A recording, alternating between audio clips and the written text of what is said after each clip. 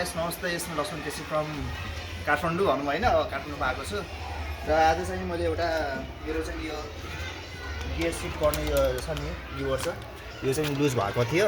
अब यसलाई चाहिँ मैले कसरी फिक्स गर्ने होइन हजुरलाई चाहिँ अब भिडियोमा चाहिँ देखाउँछु। ल गाइस यही हो,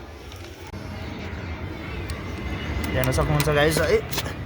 यो चाहिँ मेरो पार्ट चाहिँ एकदम लुज भएको छ। अब यसलाई फिक्स गर्ने म चाहिँ एउटा हजुरहरूलाई जुगाड देखाउँछु है। के गर्छ भने चाहिँ यसलाई खोलेर चाहिँ होइन यसको साइडको हामीले ग्राइन्डरले काटिदिन्छ अनि त्यसपछि यो नटले चाहिँ मजाले चाहिँ च्याप्छ।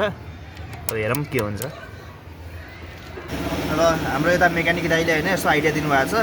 टक्कै यसलाई हामीले ग्राइन्ड गर्छौँ होइन, ग्राइन्ड गरिसकेपछि अब यो नट हुन्छ नि, अब नट पनि मजाले पस्सिन्छ। र त्यही भएर अब हाम्रो जुन यो लुज भइरहेको छ नि त्यो पनि सल्युसन हुन्छ। अब ग्राइन्डरले चाहिँ अब यसलाई हामीले चाहिँ मजाले होइन ग्राइन्ड गरेर त्यसपछि अब लगाउँछ। अब कतिको काम गर्छ ल।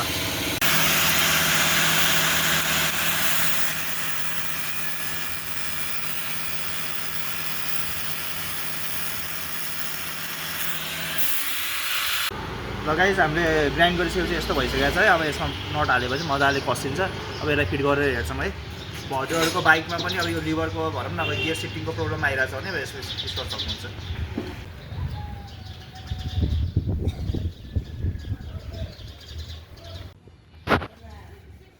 ल गाइस हाम्रो फाइनली फिक्स भइसकेको छ है।